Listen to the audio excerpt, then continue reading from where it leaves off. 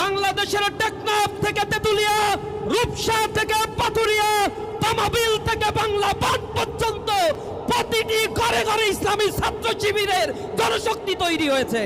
এই জমিন আমাদের রক্তে কেনা, এখানে আমাদের শহীদদের রক্ত ঝরেছে, এখানে বুলডোজার দিয়ে আমাদের ঘর বাড়ি ভেঙে দেওয়া হয়েছে, এখানে আমাদের ঘর বাড়ি থেকে উচ্ছেদ করা হয়েছে, কিন্তু আমরা দমিত হই নাই, আমরা দমিত হওয়ার পাত্র নই।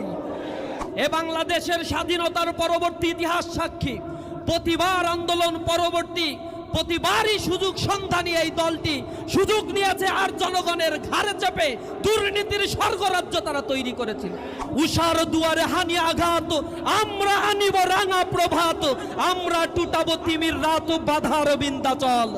আর এক সন্ত্রাসী গোষ্ঠী এখন আবার কোরআনের বিরুদ্ধে নব্য ফ্যাসিবাদের প্রতিধ্বনি হয়ে তাদের জন্ম বাংলাদেশে হচ্ছে, আমরা দেখতে পাচ্ছি।